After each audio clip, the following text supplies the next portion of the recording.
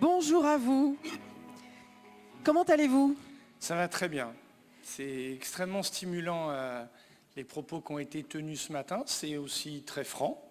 C'est parfois un peu inquiétant parce que le monde connaît des bouleversements écologiques, géopolitiques majeurs qui réinterrogent les chaînes de valeur. Mais c'était très intéressant d'être assis, d'écouter ce diagnostic, ces défis. Et en écoutant, je me disais, tiens, mais Montpellier, on est là, tiens, on pourrait faire ça, tiens, on pourrait rajouter une idée nouvelle.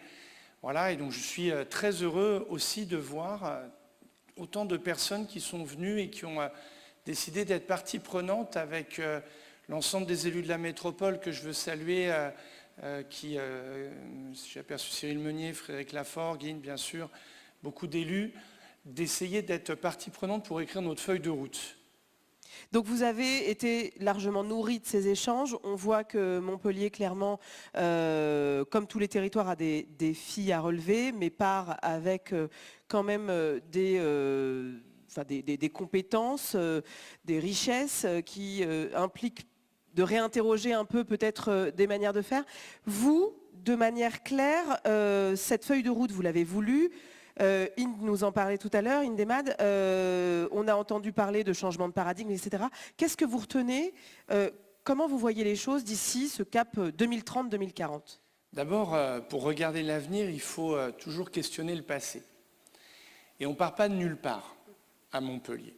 Et je veux ici saluer toutes les forces économiques qui ont créé, entrepris, celles et ceux qui ont fait le choix de s'implanter, qui ont été accompagnés par le BIC, notre incubateur, qui se sont insérés dans les stratégies, les forces.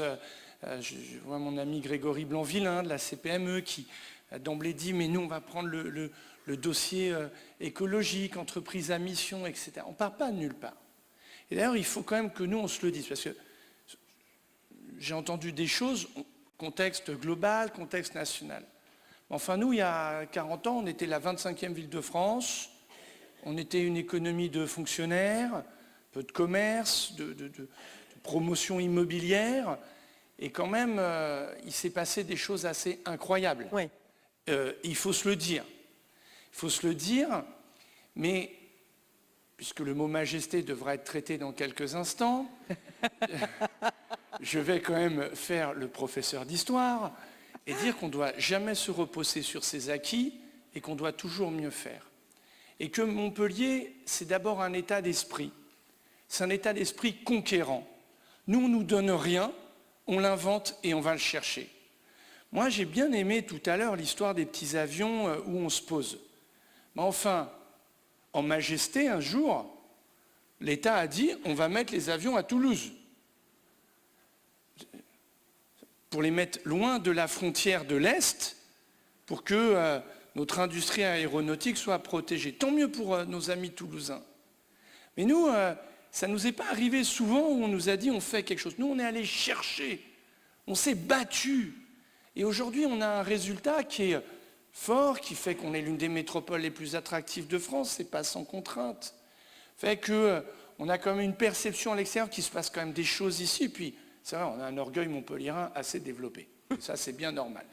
Et donc, on ne doit pas se reposer sur nos lauriers. C'est ça que nous avons voulu dire. On a voulu dire, quand j'ai été élu avec l'équipe formidable qui m'accompagne, on s'est dit, bon, on met en œuvre nos promesses de campagne, on fait Med-Vallée, on promet de changer complètement notre rapport à la gouvernance territoriale, on fait pas qu'on est unis, et merci de tes mots, chère Marie-Thérèse, voilà, avec la région, il n'y a plus un papier à cigarette qui doit nous séparer, le président d'université à la moindre seconde ou la présidente d'université, on doit être là, on doit être à l'écoute du président de la CCI, du MEDEF, de la CPME, de la Chambre d'agriculture, on doit trouver cette agilité pour être collectif. Mais on s'est dit qu'à un moment, il fallait voir au-delà de notre propre mandat. Moi, je suis là en CDD, hein. Renouvelable.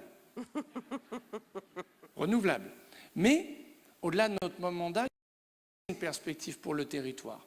Être capable de dire, voilà, à l'aune des 3 crises importantes qui nous ont, en 3 ans, nous sont tombées sur la tête, quelle est la stratégie du territoire avec tous les défis qui nous posent à l'horizon 2030-2040. Il faut voir loin pour agir juste. Mais justement, ces axes stratégiques, est-ce que vous les avez en tête? On a entendu beaucoup de choses ce matin. Vous retenez quoi? Qu'est-ce que vous comptez mettre en place? Alors, d'abord, moi, j'arrive avec des idées. Oui. Ça, sinon, ce serait pas sérieux. Mais on arrive aussi avec des gens qui en ont. Et ce qui est très bien dans ces assises, c'est que nous co-construisons. C'est que nous enrichissons mutuellement. Et tout à l'heure, quand je voyais le tableau sur les filières, nous, on est intimement convaincus qu'aujourd'hui, la question de la stratégie de filière, elle est indispensable. La stratégie de filière pour dire quel est notre développement économique sur le territoire. Et au fond, quand on se regarde, définir une stratégie de filière qui va relever les défis du monde. C'est le One Health sur Med Valley.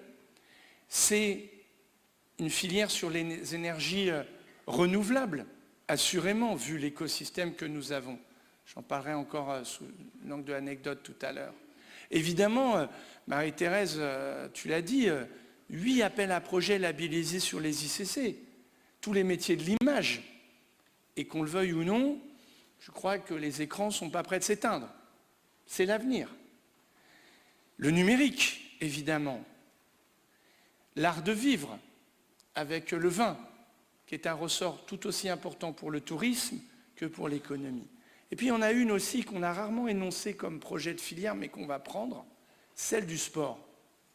Les entreprises ici, et puis quand on est la ville la plus sportive, il faut qu'on travaille sur l'adéquation. Et ce tableau-là qui a été montré, il faut qu'on le complète. Donc évidemment, stratégie de filière, évidemment. Et puis, prendre en compte les faiblesses du territoire. Il est quand même frappant de constater, il a été beaucoup fait référence au recrutement. Et c'est un des grands défis. À Montpellier, vous savez, quand vous êtes le maire, comme mon ami le maire de Latte, Castelnau, qui sont là, nous, tous les jours, on croise des gens qui disent on cherche un travail. Ouais. Ou aider mon petit-fils ou ma petite-fille à trouver un travail. Et ça, c'est le plus grand des défis qui nous est posé, c'est la cohésion. Et souvent, les entreprises ici se battent, surtout dans un contexte pas encore de plein emploi, mais quand même, qui n'a rien à voir avec ce qu'on a connu il y a 10 ou 15 ans. Et moi, je me dis que là, nous, on a un immense défi sur le territoire. On a un appareil de formation très bon, et on a des entreprises très bonnes, mais là, ça il manque un pont. Et on fait souvent venir d'ailleurs. Ouais.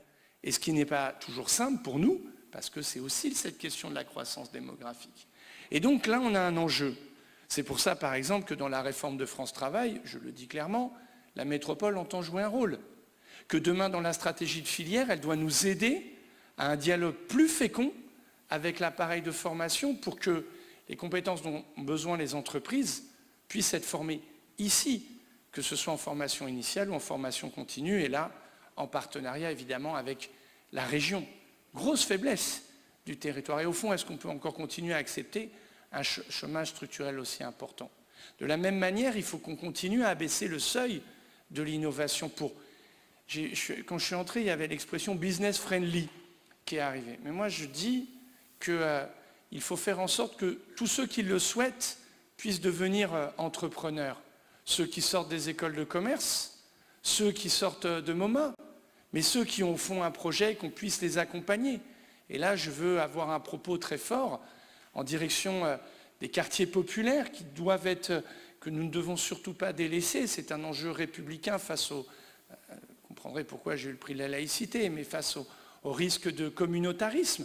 Et l'emploi, la création d'entreprises, c'est une dynamique. Et c'est pour ça qu'on espère être labellisé sur la formidable initiative Territoire Zéro Chômeur, où que nous installons une antenne du BIC dans le quartier de la Mosson.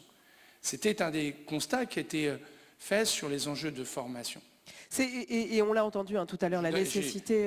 J'ai 2-3 petites choses à dire, mais allez-y. Non, mais continuons justement là-dessus, sur cette possibilité d'emmener tout le monde. Est-ce que vous voyez d'autres choses? Enfin, on l'a dit, cette nécessité de former, d'accompagner vers les transitions. Ça, qui est montpelliérain est au courant que nous prenons ce sujet à bras-le-corps. Changement de plan de circulation, travaux du tram, pistes cyclables, gratuité des transports. Si nous ne prenons pas à bras-le-corps la question écologique nous rattrapera. Elle nous rattrapera d'abord parce qu'il fera de plus en plus chaud et on ne se sera pas adapté. Elle nous rattrapera parce que nous ne tiendrons pas les objectifs de l'accord de Paris. Elle nous rattrapera parce que la jeunesse nous dira que nous n'avons pas été à la hauteur. Et d'ailleurs, dans les entreprises, dans la grande compétition des recrutements, si on n'est pas au rendez-vous, on file ailleurs. Ça, moi, je l'ai entendu 25 fois, cet exemple, 250 fois cet exemple. Et donc, la question écologique, elle doit être une question absolument centrale. Elle doit être absolument centrale, et c'est pour ça que la semaine dernière, on a créé l'Agence de développement économique et des transitions pour accompagner les entreprises. C'est pour ça qu'on doit prendre en compte les forces qui existent sur le territoire, et je saluais l'initiative de la CPME sur les entreprises à mission, sur la responsabilité sociale. Et ça, il faut qu'on y aille tambour battant. Je suis entrepreneuse de Montpellier, je suis donc une des entreprises à la pointe de la transition. Et pourquoi je dis cela? J'ai dit de Montpellier. J'ai beaucoup aimé ce que vous avez dit sur la marque, sur l'identité. Quelle valeur porte notre ville? Quelle valeur porte notre grand territoire Montpellier? Eh bien, si la métropole qui fait le plus grand réseau, la gratuité des transports, qui s'engage dans une décarbonation massive de ses politiques publiques, où ces entreprises sont au rendez-vous de la décarbonation, mais ne nous posons pas de questions, ou plutôt si, soyons conquérants pour nourrir ce récit, et on parlera de nous. Et donc cet enjeu des parties prenantes sur cette transition, il est fondamental. Et je pense que de ce point de vue, le territoire, il a des atouts extraordinaires. Alors, je prends cette image, on est deuxième au classement de Shanghai avec l'Université de Montpellier en écologie. Soyons le premier territoire sur ce sujet, avec toutes les entreprises parties prenantes. Justement, là-dessus, sur devenir un territoire qui réponde à ces défis environnementaux, sociaux, est-ce qu'il y a d'autres fils à tirer? Est-ce qu'il y a d'autres chemins à prendre, en plus de ce que vous nous avez annoncé? Plein. Il y en a un autre. Je prends le débat de l'hypermétropolisation. Il est ici fondamental et c'est le rôle de l'agence. C'est qu'aujourd'hui, tout ne peut pas se passer sur seulement Montpellier ou sa métropole. Et l'un des enjeux, c'est le rééquilibrage territorial. C'est de surmonter ce paradoxe terrible qui est qu'à Montpellier, on gagne des habitants, mais qu'à l'Odève, on en perd à 40 km. Qu'aujourd'hui, il y a des zones qui sont soit en situation de fragilité économique ou qui sont des opportunités d'implantation économique. Et c'est l'enjeu des coopérations territoriales, chose que nous avons réussi à installer avec l'agence qui fédère 200 communes. Parce qu'il y a ceux qui disent Lausanne est une catastrophe, enfin bon bref, on passe notre temps à pleurer, ou il y a ceux qui disent ça existe et donc il faut en faire une opportunité. Et aujourd'hui, la question du foncier économique, ça doit être un objet de très grande lisibilité pour les acteurs économiques du territoire pour accompagner leur croissance, d'une part, mais aussi pour accueillir d'autres entreprises de l'extérieur, pour structurer ou accompagner la dynamique de nos filières. Et en la matière, il nous faut être très lisible, et là, ce n'est pas le rôle en majesté, mais c'est la responsabilité directe de la métropole et des élus du territoire d'être capable de dire où, pour quel projet. Ça, c'est un enjeu qui est fondamental, autant pour les entreprises que pour la répartition du territoire, pour relever ce défi de fracture territoriale qui peut exister. Et le défi du ZAN. Car demain, une entreprise, dans un projet de réinvestissement urbain, dans tel ou tel endroit, peut se développer. Voilà un des enjeux majeurs. Un des enjeux majeurs. Le rééquilibrage territorial, clairement, c'est tout ce qu'on disait tout à l'heure autour de la nécessité d'embarquer tout le monde, c'est les gens, les territoires, les entreprises. Et ça, éviter ces fractures à l'heure où, voilà, c'est les 5 ans des Gilets jaunes, on sait à quel point tout ceci peut avoir des conséquences dramatiques pour beaucoup. Conséquences électorales, il suffit de faire un peu de géographie électorale et de voir que les votes de colère s'expriment dans les déséquilibres territoriaux. Donc il faut là-dessus collectivement agir, mais parce que c'est aussi une formidable opportunité. Parce que si la métropole n'est pas en capacité de répondre à un besoin d'une entreprise, nos voisins peut-être. Et ça évite de perdre des dynamiques de projet. Et cela nous semble absolument fondamental. Et on s'est doté la semaine dernière d'un outil. Je vous invite collectivement à relever l'exploit. C'est 200 communes qui se sont fédérées pour donner une lisibilité sur ces coopérations et sur l'accompagnement des entreprises à la transition. Alors, il y a justement aussi une stratégie à mettre en place dans ces transitions, booster l'économie du territoire pour faire en sorte que tout le monde profite de cette attractivité. Comment vous voyez les choses? Aujourd'hui, le territoire, il a une force, il faut la mesurer, c'est qu'il est capable d'accompagner la création des entreprises. Ça, c'est l'héritage des stratégies d'incubation. C'est le travail que nous allons faire sur les filières. Un des enjeux qui me semble fondamental, et qui est sorti d'ailleurs de beaucoup de réflexions de ceux qui ont gentiment et de manière très positive contribué dans ces assises, c'est qu'il faut accompagner le développement des entreprises.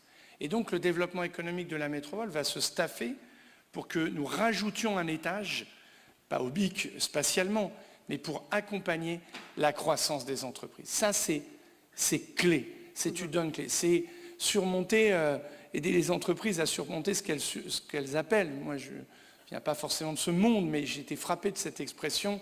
C'est avec Inde, on l'avait décrypté dans la campagne électorale, surmonter la veille de la mort.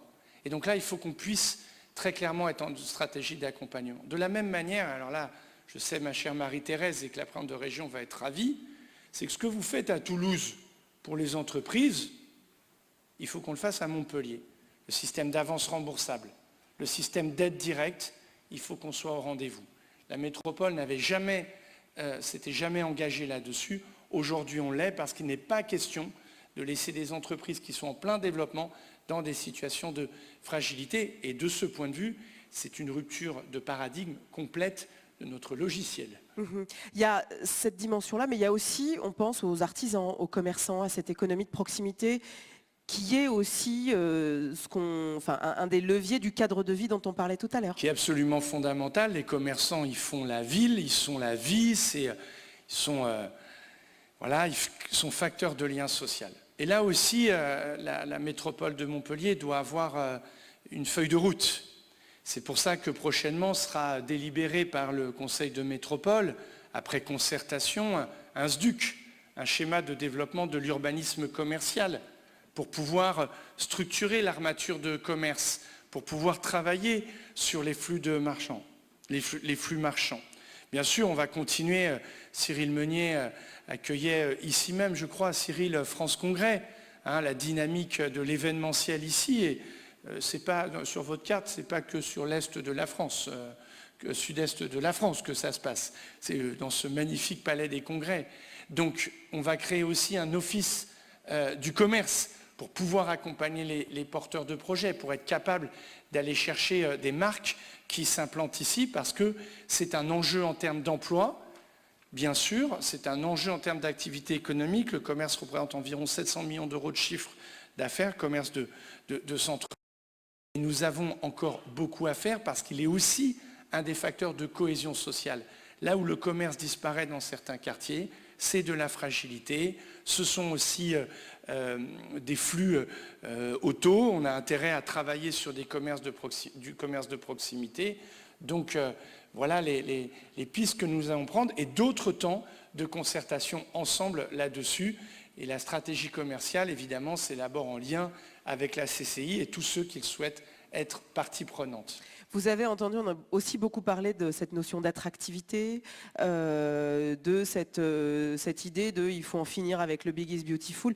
C'était aussi central cette image. Vous avez c'est pas un pin, c'est un badge de Montpellier 2028. On a parlé qualité de vie, mais de fait, il faut se projeter à l'horizon 2030-2040. Ça va être quoi l'image de Montpellier ? J'ai 2 heures. Ouais. Non mais Montpellier, c'est là où l'avenir s'invente. Vous en êtes la preuve. Non mais attendez, il ne faut pas rire.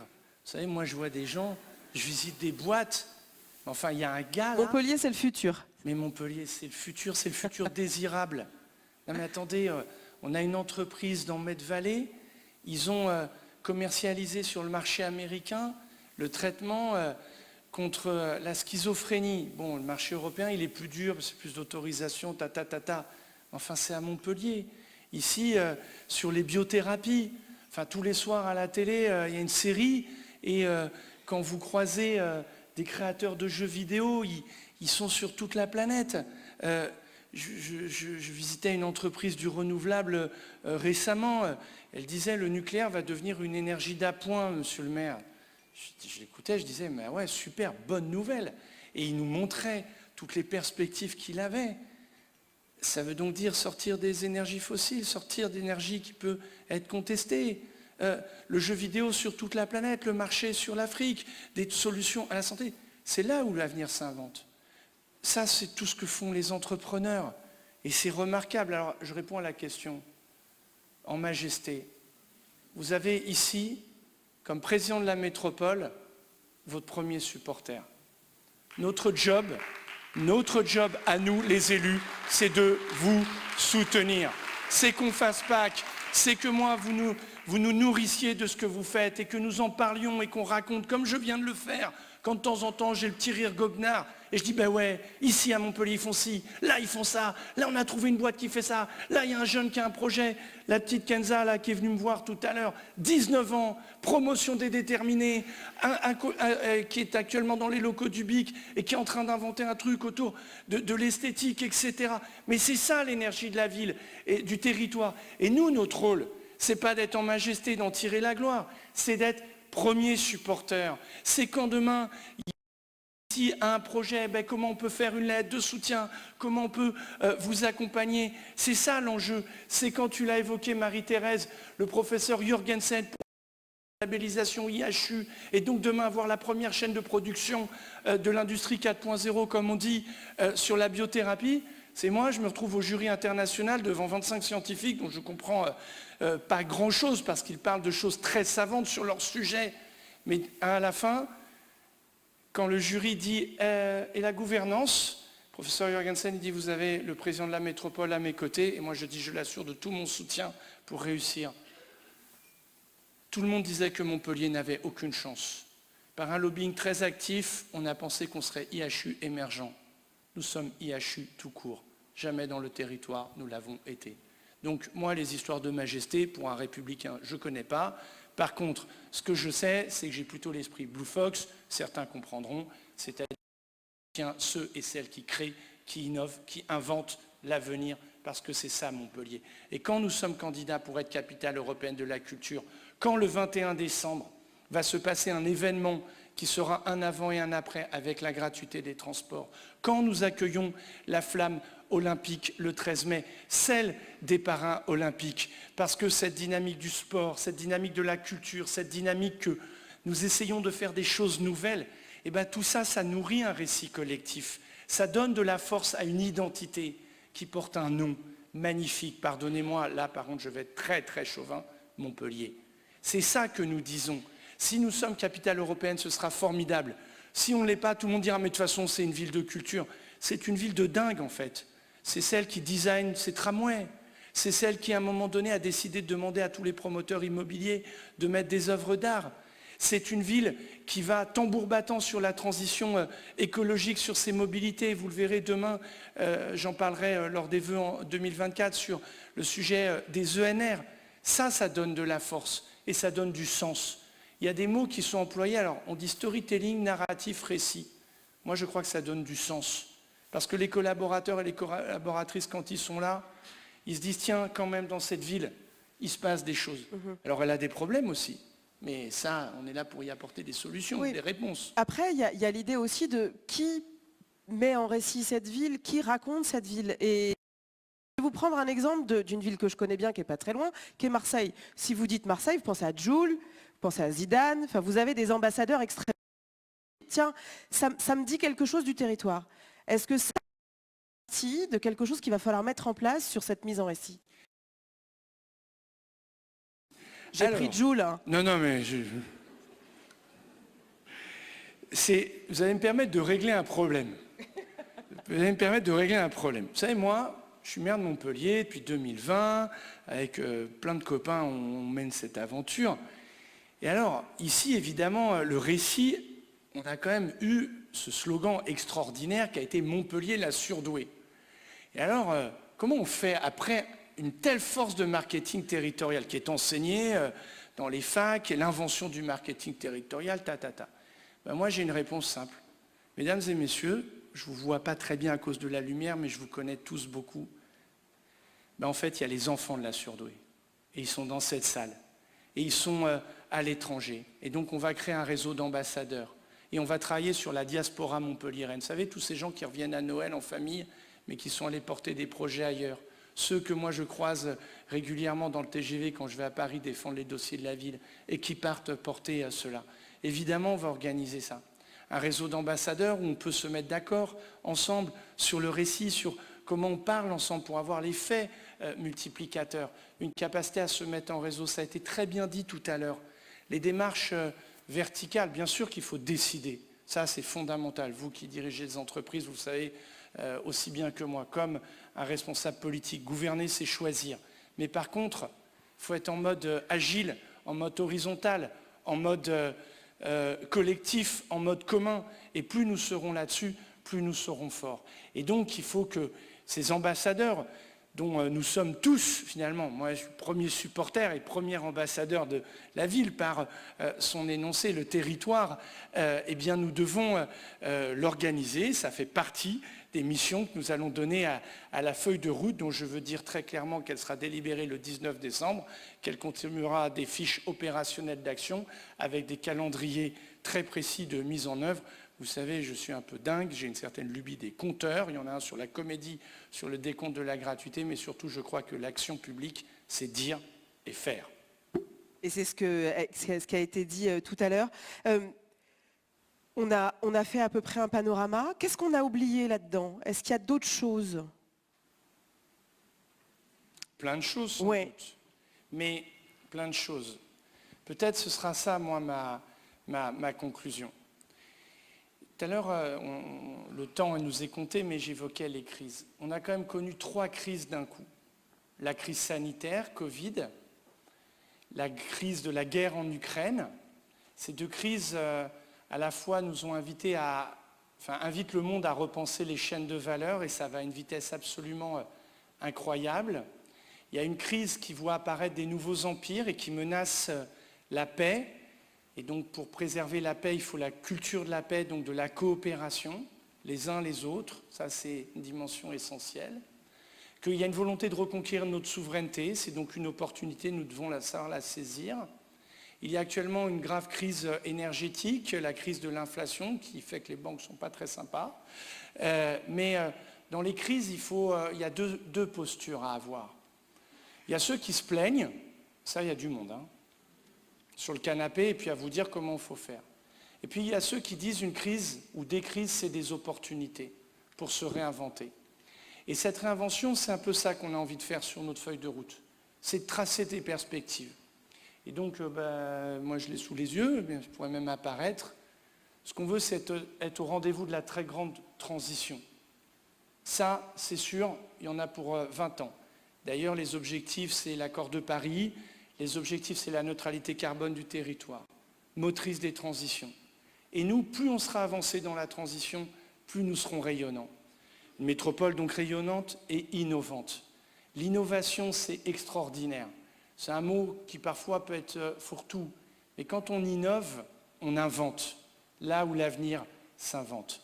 Nous connaissons nos forces, c'est l'idée de ces filières. Évidemment, quand on va de l'avant, quand on regarde loin, il faut laisser personne sur le côté. Et d'ailleurs, il faut laisser personne sur le côté. Et parfois, les gens qui sont sur le côté, si on leur redonne une chance, ils ont une capacité à inventer l'avenir bien plus puissante que de gens qui sont installés. L'entrepreneuriat, c'est une valeur et elle doit être partagée par tous.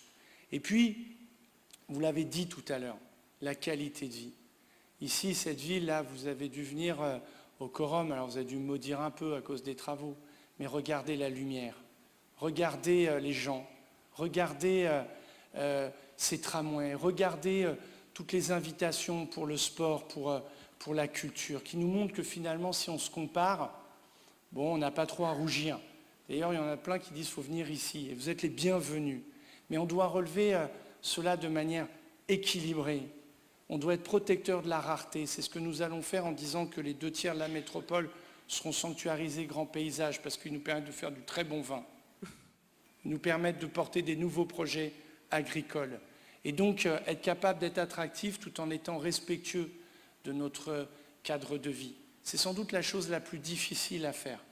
C'est la plus complexe parce que les pressions sont nombreuses, parce que les détresses des gens qui n'arrivent pas à se faire, parce que, évidemment, ici ou là, les projets de développement sont indispensables et se heurtent à un certain nombre de contraintes.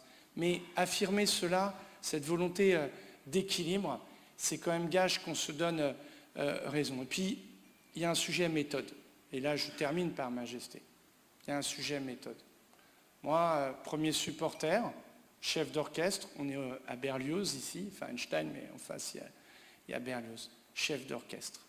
Seul, on va vite, ensemble, on va vite. C'est cet adage. Ici, le 4 juillet 2020, j'ai voulu profondément changer la gouvernance de ce territoire. Profondément. Ici, quand un entrepreneur allait à la région, il était mal vu par la métropole, et réciproquement. Quelle stérilisation. Ici, nous ne parlions pas, monsieur le président de la CPME, monsieur le président de la CCI, du MEDEF, nous n'avions pas d'échange où c'était par puce dans la presse interposée. Maintenant, on se parle régulièrement. L'université, les universités qui sont une force incroyable de notre territoire, incroyable, elles se sont développées tout seules et souvent sans nous. Aujourd'hui, nous sommes totalement alignés, pour reprendre tes termes. Aujourd'hui, il faut qu'on joue collectif. Et ici, rendre tout le monde partie prenante, ce sera ça la clé du succès. C'est pour ça que je dis supporter, c'est pour ça que je dis chef d'orchestre. C'est pour ça que dans l'Agence de développement économique et des transitions, la métropole n'est pas majoritaire dans son conseil d'administration. C'est pour ça qu'on a ouvert à de très nombreux collèges représentant les consulaires, les forces vives du territoire. Et ce changement de méthode me semble fondamental, parce que quand Montpellier est uni, Montpellier gagne. Et cela est un profond changement de culture du territoire. D'ailleurs, quand on a fait CEC, pourquoi on a réussi à passer le premier tour? Parce qu'on a uni 154 communes, unies dans le respect de chacun. Et donc, vous voyez, ces axes stratégiques qu'on veut poser dans la feuille de route, on veut surtout les faire vivre par une méthode qui est un vrai pas de côté du point de vue des acteurs politiques. Vous voyez, moi, je ne suis pas venu avec les traditionnelles flammes de tous les côtés, enfin, vous voyez. Non, ça nous fait perdre. Je pense que c'est un autre temps et d'un autre âge. J'insiste là-dessus parce que si nous arrivons à montrer en permanence un visage uni à l'extérieur, eh bien, les gens diront « c'est là qu'il faut venir ». Que ce soit des investisseurs, que ce soit le gouvernement de la République, ici ou là, sur des investissements. Et puis quand on ne s'égare pas en chicaya, quand on casse les effets silos, que c'est dur. Mais quand on casse les effets silos et qu'on est plutôt en mode projet, on est en mode efficacité, notre temps qui est précieux pour chacun d'entre nous, il est utile. Alors voilà comment nous voyons les choses, voilà comment nous voulons les décliner. Il y a beaucoup de travail, mesdames et messieurs. Vous pouvez vous dire à cet instant du propos, est-ce qu'il va le faire? En fait, on a déjà commencé. Et la dynamique que nous avons conduite, par exemple, ici, avec Medvalley sur la filière One Health, elle est la preuve que nous pouvons le faire. La dynamique de changement de braquet dans la gouvernance, je crois que le plaidoyer que je viens de livrer en est une démonstration. La question du soutien à l'innovation, c'est l'inauguration de la halle de l'innovation, et je vous annonce qu'on va staffer encore pour accompagner la croissance des entreprises. Bref, je vais emprunter à Daniel Balavoine, dans ce monde, le plus beau reste à faire. Je vous remercie. Merci beaucoup. Merci Michaël Delafosse. Merci Monsieur le maire président.